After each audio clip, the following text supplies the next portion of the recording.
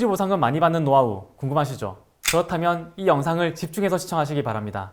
안녕하세요. 부동산 전문 변호사 나연호입니다. 여러분, 토지보상금 많이 받는 노하우 궁금하시죠? 토지보상금을 최대한 많이 받을 수 있는 방법을 지금 바로 알려드리겠습니다. 우선 협의 단계에서 보상금을 통지받았을 때 이 협의 보상금액에 대해서 납득할 수가 없다면 수용재결, 이의재결, 행정소송 이 세 단계를 거쳐서 보상금을 증액시키는 전반적인 보상 절차, 이젠 다들 알고 계실 거라고 생각합니다. 협의 보상에 응하지 않고 불복 절차를 거쳐서 보상금을 증액시키는 것은 법으로 보장된 여러분들의 권리입니다. 본인이 생각하시기에 협의 보상금이 부족하다면 일단 협의에 응하지 마시고 전문가의 도움을 받아서 불복 절차를 준비하셔야 합니다. 첫 번째, 협의 단계에서 반드시 감정평가사를 추천해야 합니다. 이 협의 단계부터 이의재결 단계까지 보상평가에 참여하는 감정평가사는 최대 7명인데요. 협의 단계에서 최대 3명, 그리고 수용재결과 이의재결 단계에서 각각 2명씩 선정할 수가 있습니다. 그런데 이렇게 많은 감정평가사들 중에서 토지 소유자 입장을 대변할 수 있는 감정평가사는 협의 단계의 소유자 추천 감정평가사 단 한 사람밖에 없거든요. 그렇기 때문에 하나뿐인 내 편 한 명 만든다는 생각으로 보상평가 경험이 많고 전문성이 있는 감정평가사를 추천하시면 여러분의 재산권을 지키는 일에 아주 큰 역할을 하게 될 것입니다. 두 번째로는 협의감정서를 확보한 다음에 앞으로 불복 절차에서 바로잡을 수 있는 부분들을 잘 찾아내는 것이 굉장히 중요합니다. 사업시행자의 협의 요청을 그대로 받아들이면 보상 절차가 여기서 바로 끝나버리기 때문에 보상금에 납득할 수가 없을 때는 반드시 협의감정서를 확보해서 면밀하게 검토해 보셔야 합니다. 협의 보상금액이 산정된 기초자료, 즉 이 협의감정서를 잘 분석해야 왜 협의보상금이 본인의 기대치보다도 적게 산정되었는지를 알 수가 있고요. 어떤 부분을 중점적으로 주장을 해야 앞으로 진행될 불복 절차에서 보상금을 최대한 많이 받을 수 있을지를 판단할 수가 있습니다. 이 협의감정서는 사업 시행자에게 정보 공개 청구를 해야 확보할 수가 있는데요.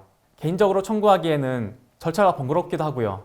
막상 감정서를 확보하더라도 토지 소유자 본인이 직접 내용을 분석하는 데는 한계가 있기 때문에 일단 협의 통보를 받으시면 신속하게 전문가를 찾아가시는 것을 추천해드립니다. 마지막으로 협의에 응하지 않은 것이 명확해지고 본인이 수용 대상 부동산을 오랫동안 사용할 필요가 없다면 재결 신청 청구를 하는 것이 좋습니다. 토지보상법은 사업 시행자가 수용 재결을 늦게 신청하는 바람에 토지 소유자에게 손해가 발생했을 때는 그 손해를 배상하도록 하기 위해서 수용 재결 보상금의 연 12%의 지연가산금을 추가로 지급하도록 하는 제도를 두고 있습니다. 실무에서도 사업 시행자가 지연가산금을 지급한 사례가 종종 발생을 하는데요. 보통 사업 시행자들은 이런 추가 지출을 막기 위해서라도 최대한 빨리 재결 신청을 하려고 합니다. 그런데 이 지연가산금을 받기 위해서는 반드시 재결 신청 청구를 해야 되기 때문에 본인이 협의 요청에 응하지 않겠다는 결심이 확고하고 수용 대상 부동산을 오랫동안 사용할 필요가 없다면 꼭 재결 신청 청구를 하시기 바랍니다. 그리고 사업 시행자가 재결 신청을 한 다음에 재결 신청 연락 공고가 이루어지는 14일 내에는 토지 소유자의 모든 의견 제출을 완료해야 됩니다. 그래서 늦지 않게 의견을 제출할 수 있도록 미리미리 준비하시는 것이 좋습니다. 자, 지금까지 제가 여러 가지 말씀을 드렸지만 보상 절차의 각 단계마다 보상금을 결정하는 사람은 결국 감정평가사입니다. 그리고 저는 감정평가사이자 부동산 전문 변호사이고 토지보상 관련 경험이 굉장히 풍부합니다. 힘든 소송 과정을 잘 이겨내기 위해서는 확실한 전문성을 갖추고 의뢰인의 편에 서서 끝까지 함께 할 수 있는 변호사가 반드시 필요하실 겁니다. 기대했던 것보다 적은 보상금을 통보받고 고민이 많은 분들이 계시다면 주저하지 말고 언제든지 연락 주시기 바랍니다.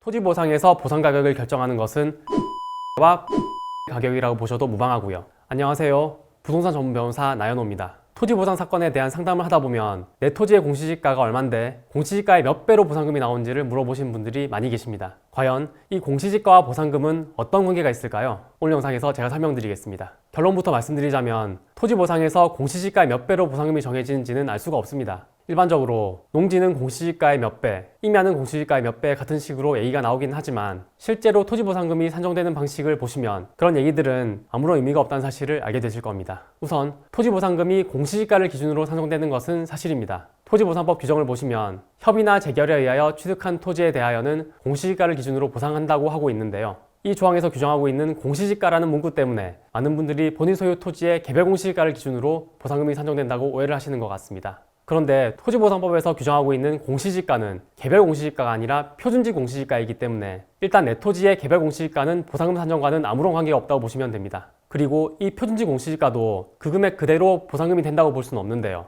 그 이유는 바로 공시지가와 시세의 차이 때문입니다. 표준지 공시지가나 개별 공시지가가 실제 토지 가치보다 낮다는 사실은 많이들 알고 계실 텐데요. 이 공시지가는 세금 부과 등의 행정 목적으로 사용되는 특수한 가격이기 때문에 해당 토지의 실제 시장 가치로 보긴 어렵고요. 이렇게 토지의 공시지가가 해당 토지의 시세를 얼마나 반영하고 있는지를 나타내는 수치를 공시지가 현실화율이라고 표현하기도 합니다. 그런데 이 공시지가 현실화율은 지역에 따라서 다르고 지목에 따라서도 다르기 때문에 일률적으로 얘기할 수는 없습니다. 그렇다면 토지보상평가의 기준이 되는 표준지 공시지가와 시세의 차이를 보정해야만 대상 토지의 적정 보상금이 산정될 수 있을 텐데요. 그 절차가 바로 그 밖의 요인 보정입니다. 이 그 밖의 요인 보정은 토지에 대한 감정평가 절차인 비교표준지 선정, 시점 수정, 지역 요인 비교, 개별 요인 비교를 제외한 나머지 평가 요소들에 대한 항목이기 때문에 그 밖의 요인이라고 하는데요. 왠지 이름만 들었을 때는 그다지 중요하지 않은 것처럼 느껴지기도 하지만 실제로 그 밖의 요인 보정은 비교표준지 선정과 더불어서 감정평가에게 가장 큰 영향을 미치는 절차라고 해도 과언이 아닙니다. 그리고 앞서 말씀드린 공시지가와 시세의 차이를 바로 이 그 밖의 요인 보정을 통해서 메꾸게 되는 것입니다. 그렇다면 그 밖의 요인 보정은 어떻게 이루어질까요? 구체적인 보정치 산정 방법은 복잡하지만 가장 중요한 것은 인근의 시세를 가장 잘 반영할 수 있는 사례를 선정해서 그 사례를 기준으로 보정치를 계산한다는 것입니다. 그리고 이러한 사례는 대부분 인근에 있는 실거래 사례와 보상선례입니다. 실거래 사례는 말 그대로 보상 대상 토지의 인근에 있는 토지 중에서 실제로 거래가 된 토지가 있는 경우에 그 토지의 매매 가격을 의미하고요. 보상선례는 보상 대상 토지 인근 지역에 토지 보상이 이루어진 경우에 그 사업구역 안에 있는 토지가 보상된 가격을 의미합니다. 결론적으로 토지 보상에서 보상 가격을 결정하는 것은 그 밖의 요인 보정의 기준이 되는 실거래 사례와 보상선례의 가격이라고 보셔도 무방하고요. 표준지 공시지가는 보상 가격과 전혀 관계가 없다고 할 수는 없지만 그 정도는 실거래 사례나 보상선례에 비해서 크지 않다고 생각하시면 되겠습니다. 지금까지 토지보상금과 공시지가의 관계에 대해서 살펴보았는데요.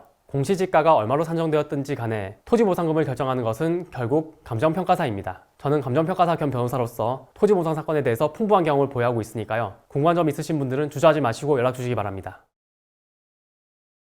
내가 받을 토지보상금을 실제 시세에 부합하는 금액으로 받기 위해서는 파악하고 이 부분을 제대로 주장해야 합니다. 안녕하세요. 부동산 전문 변호사 나연호입니다. 공익사업에 수용된 토지는 대부분 시세에 못 미치는 금액으로 보상된다는 말씀 많이 들어보셨을 겁니다. 일반적으로 대규모 개발 사업이 시행되면 사업구역에 포함되지 않는 주위의 토지들은 가격이 급등을 하는데 사업구역에 포함되어 보상을 받는 토지는 주위 토지의 가격들보다도 오히려 낮게 책정된 경우가 많기 때문에 그런 얘기들이 나오는데요. 오늘 영상에서는요, 이러한 현상의 가장 큰 원인으로 꼽히는 개발이익 배제 원칙에 대해서 알아보려고 합니다. 개발이익 배제 원칙에서 개발이익이란 무엇일까요? 보통 도로, 지하철과 같은 사회 기반 시설이 새로 설치될 것이라는 소식이 발표되면 앞으로 그 주위 토지들의 이용 가치가 증가될 것이 예상되기 때문에 그 기대치만큼 지가가 상승하게 되는데요. 이것을 개발이익이라고 보시면 됩니다. 그리고 헌법재판소는 공익사업의 시행이 계획 공표되면 통상의 경우 그 대상 토지의 이용 가치가 장차 증가될 것을 기대하여 지가는 그 기대치만큼 미리 상승하게 되는데 그러한 상승분이 개발이익이라고 정의하기도 했습니다. 개발이익 배제 원칙은 토지보상법 제67조 제2항에서 규정하고 있는데요. 해당 규정은 보상액을 산정할 경우에 해당 공익사업으로 인하여 토지 등의 가격이 변동되었을 때는 이를 고려하지 아니한다라고 명시하고 있습니다. 쉽게 말해서 공익사업에 편입된 토지의 보상금을 책정할 때 해당 공익사업으로 인해서 토지의 가격이 상승된 부분은 고려하지 않고 평가해야 한다는 말입니다. 이 개발이익 배제 원칙이 정당한지에 대해서는 논란은 있지만 개발이익은 사업 시행자의 투자에 의해서 발생하는 것이고 피수용자인 토지 소유자의 노력이나 자본에 의해서 발생하는 것은 아니기 때문에 1차적으로는 투자자인 사업 시행자, 궁극적으로는 국민 모두에게 귀속돼야 한다는 것이 헌법재판소의 입장입니다. 그렇다면 토지보상평가에서 개발이익을 배제하는 구체적인 방법이 무엇인지 살펴볼 필요가 있는데요. 국토교통부 고시인 감정평가 실무기준에서 몇 가지 방법을 제시하고 있습니다. 첫 번째 방법은 비교표준지의 선정입니다. 공익사업 시행지구 안에 있는 토지를 감정평가할 때에는 그 공익사업 시행지구 안에 있는 표준지 공시지가를 선정하는 것이 원칙이지만 특별한 이유가 있는 경우에는 해당 공익사업 시행지구 안에 있는 표준지 공시지가의 일부를 선정 대상에서 제외하거나 해당 공익사업 시행지구 밖에 있는 표준지 공시지가를 선정할 수 있습니다. 두 번째 방법은 적용 공시지가의 선택, 즉 매년 공시되는 표준지 공시지가 중 어느 연도의 공시지가를 선택할지 여부입니다. 원칙적으로 토지 보상의 기준이 되는 표준지 공시지가는 사업 인정 고시일에 가장 가까운 시점에 공시된 것을 적용하는 것이 원칙이지만 공익사업의 계획 또는 시행이 공고되거나 고시됨에 따라 취득하여야 할 토지의 가격이 변동되었다고 인정되는 경우에는 그 공고일 또는 고시일에 가장 가까운 시점의 것을 적용하도록 하고 있습니다. 세 번째 방법은 지가 변동률의 적용인데요. 비교 표준지가 소재하는 시군구의 지가가 해당 공익사업으로 인하여 변동된 경우에는 해당 공익사업과 관계없는 인근 시군구의 지가 변동률을 적용합니다. 마지막 방법은 그 밖의 요인 보정입니다. 그 밖의 요인 보정에 관해서는 제가 기존에 올려드렸던 영상에서 설명드린 적이 있는데요.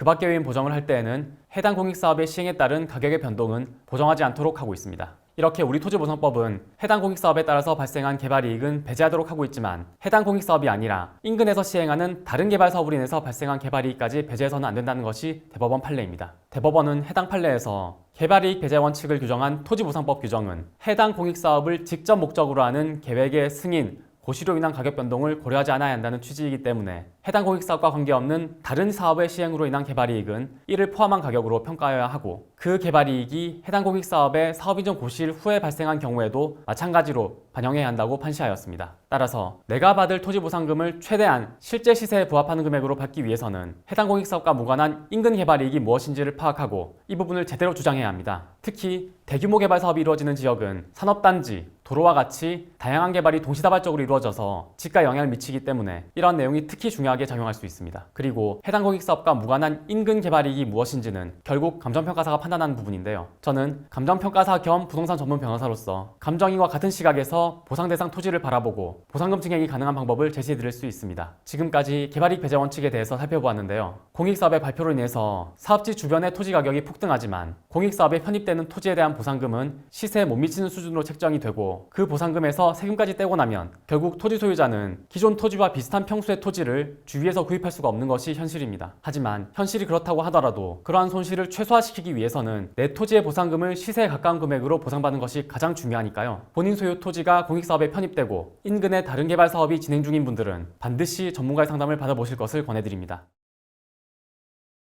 몇 글자 되지도 않은 의사표시 하나가 토지 소유자들의 손해로 직결되니까 반드시 보상금을 수령해야 한다는 점입니다. 안녕하세요. 부동산 전문 변호사 나연호입니다.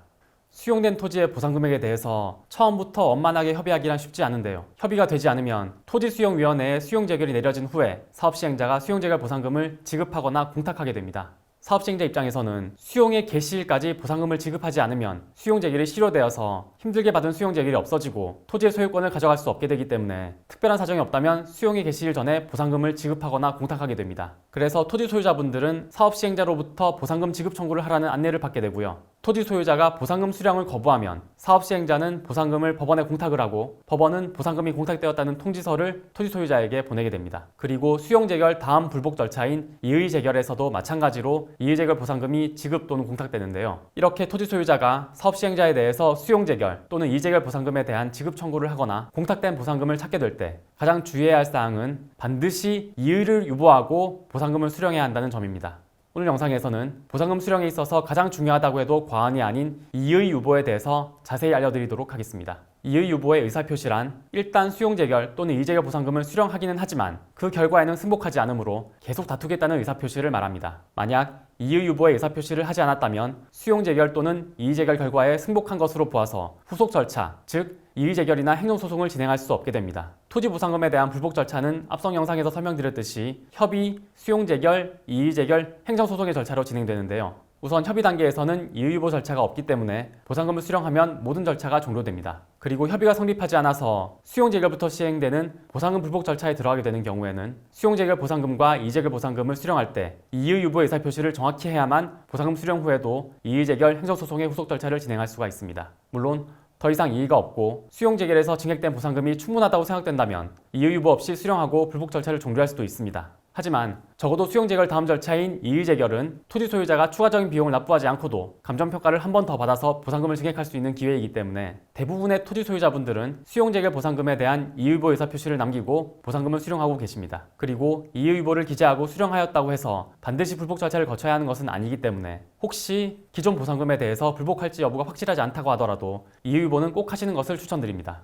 수용재결 단계에서 법원에 보상금이 공탁되어서 그 보상금을 수령하실 경우에는 공탁금 출급 청구서에 이의유보를 기재하거나 이의유보란에 체크하는 방식으로 의사표시를 남기시면 됩니다. 하지만 사업시행자에 대해서 직접 보상금을 청구하는 경우에는 보상금 청구서에 별도의 이의유보 체크란이나 기재란이 없는 경우가 있기 때문에 이 경우에는 여백에 반드시 직접 이의유보를 하고 보상금을 수령함과 같은 내용으로 글자를 써놓아야 하고요. 가급적 그 문서를 사진으로 촬영해 놓으시는 것을 추천드립니다. 이때 주의하셔야 할 사항은 이의유보는 각 단계마다 매번 이의유보를 반드시 표시하여야 한다는 것인데요. 수용 재결에서 이의보를 하였다고 하더라도 이의 재결에서 이의보를 하지 않았다면 이의 재결 보상금에 승복한 것으로 인정되어서 행정소송을 제기할 권한이 상실된다는 것이 대법원 판례입니다. 그리고 토지 소유자가 미리 행정소송을 제기했다고 하더라도 재판이 끝나기 전에 이의보의 뜻을 밝히지 않고 보상금을 수령하였다면 토지 소유자가 재결 보상금에 승복한 것으로 보는 것이 판례입니다. 토지 소유자가 이의보를 하지 않고 보상금을 수령했다는 사실을 지적하는 것은 사업 시행자 입장에서 가장 손쉽게 보상금 증액 청구를 방어할 수 있는 방법이기 때문에 꼼꼼하게 체크하는 경우가 많고요.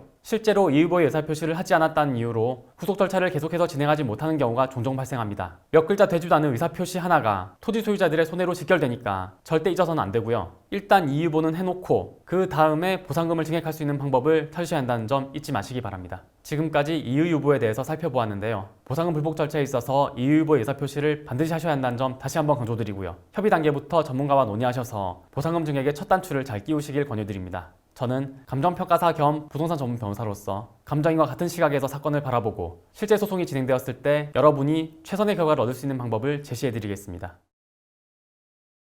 내 토지가 도시개발사업구역에 들어갔다면 재산권을 최대한 지키기 위해서는 최소화시켜야 하고요. 안녕하세요. 부동산 전문 변호사 나연호입니다. 도시개발사업, 다들 한 번쯤은 들어본 적이 있으실 텐데요.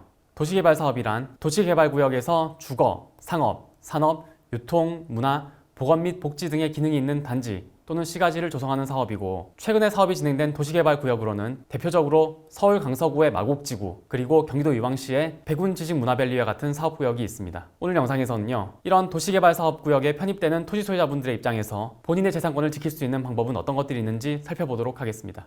도시개발법은 도시개발 사업의 성격에 따라서 그 시행 방식을 크게 수용 방식, 환지 방식, 그리고 이 두 가지 방식을 같이 사용하는 혼용 방식으로 구분하고 있는데요. 각 사업 방식에 대한 구체적인 내용은 뒤에서 자세히 살펴보기로 하고요. 원래 수용 방식이었던 사업을 환지 방식으로 변경하는 것은 허용되지만, 반대로 환지 방식이었던 사업을 수용 방식으로 변경하는 것은 토지 소유자의 재산권 침해 우려가 있기 때문에 허용되지 않는다는 점 참고하시기 바랍니다. 수용 방식은 말 그대로 보상금을 주고 토지를 강제 수용해서 사업을 하는 방식인데요. 사업 시행자가 토지 소유자로부터 토지를 매수하거나 강제 수용권을 인정받아서 토지 소유자에게 보상금을 주고 토지를 수용한 다음 대지를 조성해서 처분하는 방식입니다. 수용 방식은 계획적이고 체계적인 도시개발 등 집단적인 조성과 공급이 필요한 경우에 적용되는 방식인데요. 사업 시행자 입장에서는 상대적으로 저렴한 가격으로 토지 매입이 가능하고 단기간에 개발 사업이 추진될 수 있다는 장점이 있지만, 반대로 토지 소유자 입장에서는 토지 보상금이 산정될 때 해당 사업으로 인한 개발이익은 배제한 금액으로 보상금을 지급받기 때문에 개발이익이 사업 시행자에게 집중되어서 형평성 문제가 야기되는 등의 단점이 존재합니다. 수용 방식 도시개발 사업에 편입되는 토지 소유자에 대해서는 토지보상법이 준용되기 때문에 토지보상금, 지작물 보상금, 영업보상금 같은 손실보상금이 지급되고 토지 소유권은 사업 시행자에게 이전되는데요. 이때 토지 소유자분들이 사업 시행자가 처음 제시하는 협의보상금에 만족하지 못하신다면 보상금에 대해서 불복할 수가 있고요. 수용재결, 이의재결, 행정소송의 3단계에 걸쳐서 보상금 증액이 가능합니다. 수용 방식의 도시개발 사업에서 이루어지는 손실보상 절차는 일반적인 공익사업과 동일하기 때문에 자세한 내용은 제가 기존에 올려드렸던 영상들을 참고하시기 바랍니다. 그 다음으로 환지 방식에 대해서 살펴볼 텐데요. 환지 방식은 사업 시행자가 소유자에게 토지에 대한 보상금을 지급하는 것이 아니라 도시개발 사업을 통해서 조성된 땅을 다시 소유자에게 돌려주는 방식입니다. 다만 소유자가 돌려받는 땅의 면적은 기존 토지 면적보다 어느 정도 줄어들게 됩니다. 예를 들어서 내가 기존에 농지 100평을 가지고 있었는데 그 땅에 도시개발 사업을 시행해서 공사가 마무리되면 기존에 농지였던 땅이 대지로 바뀌게 되는데요. 그렇게 농지를 대지로 바꾸기 위해서 투입되는 비용이 있기 때문에 도시개발된 땅 100평을 그대로 가져가는 것이 아니라 투입된 비용만큼 줄어든 면적의 토지를 받게 됩니다. 그리고 이렇게 환지 방식으로 택지를 개발했을 때 종전의 토지 면적에 비해서 감소된 토지의 면적 비율을 가리켜서 평균 부담률 또는 감보율이라고 하는데요. 이 감보율이 지나치게 커지면 토지 소유자의 재산권을 침해할 소지가 있기 때문에 감보율은 원칙적으로 최대 50%를 초과할 수 없습니다. 환지 방식이 적용되는 첫 번째 경우는 대지로서의 효용 증진과 공공시설 정비를 위해서 토지의 교환, 분합, 그 밖의 구획 변경, 지목 및 형질의 변경 또는 공공의 설치 및 변경이 필요한 경우가 있고요. 두 번째로는 도시개발 사업을 시행하는 지역의 지가가 인근의 다른 지역에 비해서 현저히 높아서 수용 또는 사용의 방식으로 시행하는 것이 어려운 경우가 있습니다. 환지 방식의 도시개발 사업은 토지 소유자가 사업에 참여하는 방식이기 때문에 사업구역 토지 면적의 3분의 2 이상에 해당하는 토지 소유자의 동의를 얻어야 하고요. 그 지역 토지 소유자 총수의 2분의 1 이상의 동의를 얻어야 사업을 진행할 수 있습니다. 소유자 입장에서 재산권을 최대한 지키기 위해서는 내 토지에 적용되는 감보율을 최소화시켜야 하고요. 만약에 사업에 참여해서 환지를 받고자 하는 생각이 없다면 현금으로 청산받는 것도 고려해 보셔야 합니다. 그리고 감보율을 최소화시키기 위해서는 결국 기존에 가지고 있던 내 토지의 가치가 높게 책정되어야 하는데요. 기존 토지에 대해서 일단 감정평가가 한번 이루어지고 나면 그 결과를 바꾸기 쉽지 않기 때문에 이 부분에 대해서 제대로 대응하시기 위해서 위해서는 환지 방식 도시개발 사업의 시행 초기에 전문가를 찾아가서 상담을 받아보실 것을 권해드립니다. 마지막으로 수용 방식과 환지 방식을 혼합한 혼용 방식이 있는데요. 수용할 수 있는 곳은 수용하고 토지를 매입하기 어려운 곳이 있다면 환지 방식을 활용하는 것입니다. 혼용 방식은 각각의 장점을 활용할 수 있다는 것이 특징입니다. 혼용 방식에는 사업구역 내에서 수용 방식이 적용되는 지역과 환지 방식이 적용되는 지역을 구분하는 분할 혼용 방식, 그리고 수용 방식을 먼저 적용한 다음에 환지 신청자에 한해서 환지를 지정하는 방식인 미분할 혼용 방식이 있습니다. 하지만 이 혼용 방식은 사업의 시행 사례 자체가 적고 그 방법도 복잡하기 때문에 실질적으로 도시개발 사업의 시행 방식에는 크게 수용 방식과 환지 방식이 존재한다고 보셔도 무방합니다. 지금까지 도시개발 사업 종류와 특징에 대해서 알려드렸는데요. 일단 내 토지가 도시개발 사업 구역에 들어갔다면 그 방식이 무엇인지 파악하고 내 소중한 재산을 지킬 수 있도록 준비를 하셔야 합니다. 저는 감정평가사 겸 부동산 전문 변호사로서 수용 방식과 환지 방식의 도시개발 사업 모두에 대해서 사건 처리 경험을 보유하고 있으니까요. 궁금한 점 있으시면 주저하지 말고 연락 주시기 바랍니다. 토지보상금을 산정할 때 기준이 되는 토지가 바로 비교표준지이기 때문에 토지보상금의 액수를 결정하는 데 있어서 가장 큰 영향을 미치는 요인이라고 해도 과언이 아닙니다. 안녕하세요. 부동산 전문 변호사 나연호입니다. 공익사업에 토지가 수용되어서 보상금이 산정될 때 수용 대상 토지에 대한 보상가격 산정의 기준이 되는 토지를 비교표준지라고 하고요. 이 비교표준지와 수용 대상 토지를 비교해서 보상금을 책정하게 되는데요. 쉽게 말하면 비교표준지란 여러 표준지들 중에서 내 땅과 가장 비슷한 표준지를 의미하고요. 비교표준지가 제대로 선정되어야 정확한 보상금을 산정할 수 있게 됩니다. 오늘 영상에서는요, 토지보상금 산정 시에 가장 중요한 핵심 포인트라고 할 수 있는 비교표준지에 대해서 자세히 살펴보도록 하겠습니다. 공익사업에 수용되는 토지의 보상금은 감정평가사가 공시지가 기준법을 적용해서 산정하게 되는데요. 공시지가 기준법이란 평가 대상 토지와 가치 형성 요인이 같거나 비슷하여 유사한 이용 가치를 지닌다고 인정되는 표준지의 공시지가를 기준으로 대상 토지의 현황에 맞게 시점 수정, 지역 요인 및 개별 요인 비교, 그 밖의 요인의 보정을 거쳐 대상 토지의 가액을 산정하는 감정평가 방법을 말합니다. 이때 평가 대상 토지와 가치 형성 요인이 같거나 비슷하여 유사한 이용 가치를 지닌다고 인정되는 표준지가 바로 비교 표준지입니다. 이렇게 토지 보상금을 산정할 때 기준이 되는 토지가 바로 비교표준지이기 때문에 비교표준지의 선정은 토지보상금의 액수를 결정하는 데 있어서 가장 큰 영향을 미치는 요인이라고 해도 과언이 아닙니다. 그래서 토지 소유자 입장에서는 본인 소유 토지와 비교했을 때 가장 유리한 비교표준지가 선정될 수 있도록 하는 것이 중요합니다. 그렇다면 비교표준지는 어떤 기준으로 선정이 될까요? 앞에서 말씀드린 것처럼 비교표준지는 기본적으로 내 토지와 가장 유사한 토지로 선정되어야 하는데요. 토지보상법은 시행규칙에서 비교표준지 선정 기준을 구체적으로 규정하고 있습니다. 첫 번째, 국토계획법에서 정한 용도지역, 용도지구, 용도구역 등 공법상 제한사항이 같거나 유사할 것. 두 번째, 평가 대상 토지와 실제 이용 상황이 같거나 유사할 것. 세 번째, 평가 대상 토지와 주위 환경 등이 같거나 유사할 것. 네 번째, 평가 대상 토지와 지리적으로 가까울 것. 이렇게 네 가지 기준을 충족하는 표준지 중에서 대상 토지의 보상금을 평가하는데 가장 적절하다고 인정되는 표준지를 선정하게 됩니다. 그리고 만약 대상 토지 인근에 비교표준지 선정 기준에 맞는 표준지가 없는 경우에는 인근 지역과 비슷한 지역적 특성을 갖는 동일 수급권 안에 유사 지역에 위치하고 비교 표준지 선정 기준에 맞는 표준지 중에서 가장 적절하다고 인정되는 표준지를 비교 표준지로 선정할 수도 있습니다. 그런데 내 토지에 대한 협의 보상금이 산정되었을 때 내 토지에 적용된 비교 표준지가 토지보상법에서 정한 선정 기준에 맞지 않는 표준지로 선정되는 경우에는 어떻게 대처해야 할까요? 예를 들어서 내 토지는 상업지역인데 비교 표준지는 주거지역인 경우, 그리고 내 토지는 대지인데 비교 표준지는 농지인 경우 등이 있을 수가 있는데요. 물론 비교 표준지의 선정 과정에서 크게 문제가 없는 경우가 대부분이지만 사업구역이 큰 대규모 공익사업의 경우에는 보상 대상 필지가 워낙 많기 때문에 간혹 부적절한 비교 표준지가 선정되는 경우가 있고요. 이 때문에 토지 보상금이 적정 금액에 미달하는 경우도 실제로 존재합니다. 이러한 경우에는 비교 표준지 선정의 오류가 내 재산에 큰 피해를 입힐 수도 있는 것이죠. 그렇기 때문에 일단 협의 보상금을 통보받았다면 무작정 보상금을 청구할 것이 아니라 내 토지의 보상금이 제대로 책정되었는지를 반드시 체크해 보셔야 하고요. 전문가의 도움을 받으실 것을 강력히 권해드립니다. 제가 예전에 올려드린 영상에서 이 비교 표준지를 변경해서 수억 원의 보상금을 추가로 받게 된 사례를 자세히 설명드렸으니까요. 해당 영상 참고하시면 도움이 되실 겁니다. 지금까지 비교표준지에 대해서 살펴보았는데요. 여러 번 말씀드렸지만 비교표준지는 토지보상금 감정평가의 기준이 되기 때문에 여러 평가 요소들 중에서도 가장 중요한 요소라고 볼 수 있습니다. 그래서 내 토지에 대한 정당 보상을 받을 수 있는지 여부는 바로 이 비교표준지 선정에 달려있다고 해도 과언이 아닙니다. 그리고 이 부분은 전문가의 도움 없이 스스로 대처하기가 쉽지 않기 때문에 관련 전문가의 도움을 받으실 것을 추천드립니다. 저는 감정평가사 겸 부동산 전문 변호사로서 비교표준지 선정의 오류를 수정해서 좋은 결과를 이끌어낸 경험이 풍부하니까요. 궁금한 점 있으신 분들은 주저하지 말고 연락 주시기 바랍니다. 공익사업의 발표로 인해서 사업지 주변의 토지 가격이 폭등하지만 보상금은 시세에 못 미치는 수준으로 책정이 되고요. 결국 토지 소유자는 기존 토지의 인근 지역에서 기존 토지와 비슷한 평수의 토지를 구입할 수가 없는 것이 현실입니다. 결국 공익사업에 수용되는 토지 소유자가 최대한 손해를 줄이기 위해서는 안녕하세요.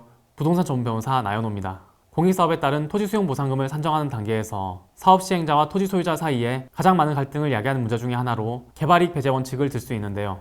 오늘 영상에서는요, 이러한 개발이익 배제 원칙으로 인해서 실제로 어떤 문제가 발생하고 있는지, 이 문제를 어떻게 풀어나가면 좋을지에 대해서 살펴보도록 하겠습니다. 개발이익 배제 원칙에 관해서는 보상액을 산정할 경우에 해당 공익사업으로 인해서 토지 등의 가격이 변동되었을 때는 이를 고려하지 아니한다라고 규정하고 있는데요. 쉽게 말해서 공익사업에 편입된 토지의 보상금을 책정할 때 해당 공익사업으로 인해서 토지 가격이 상승된 부분은 고려하지 않고 평가해야 한다는 말입니다. 제가 기존의 개발이익 배제 원칙의 내용에 대해서 자세히 설명드린 영상이 있으니까요. 해당 영상을 먼저 시청하시고 이 영상을 보시면 더 도움이 될 것 같습니다. 그렇다면 이 개발이익 배제 원칙이 왜 많은 공익사업지구에서 문제점으로 대두되고 있는 것일까요? 앞에서 말씀드린 것처럼 토지보상법은 해당 공익사업으로 인해서 발생한 개발이익을 토지보상금에서 제외하도록 하고 있기 때문에 사업 시행자들은 토지보상금을 책정할 때 해당 공익사업이 없었을 때의 시장가치를 기준으로 하고 있습니다. 문제는 공익사업이 발표되면 해당 사업지역 내 토지뿐만 아니라 인근 지역의 땅값이 같이 오르기 때문에 개발이익이 완전히 배제된 보상금을 받아서는 기존 토지의 인근 지역에서는 기존 토지를 대체할 수 있는 다른 토지를 구할 수가 없다는 점입니다. 김포 지역의 모 개발 사업의 사례를 본다면 해당 지역 주민분들은 김포에서 150평의 단독주택을 짓고 거주하시는 사람들이 현재 보상평가 기준으로, 즉 개발이익이 배제된 금액으로 보상을 받게 된다면 인근에 있는 34평짜리 아파트의 전세도 들어갈 수가 없다고 주장하고 계십니다. 공익사업의 발표로 인해서 사업지 주변의 토지 가격이 폭등하지만 보상금은 시세에 못 미치는 수준으로 책정이 되고요. 그 보상금에서 세금까지 떼고 나면 결국 토지 소유자는 기존 토지의 인근 지역에서 기존 토지와 비슷한 평수의 토지를 구입할 수가 없는 것이 현실입니다.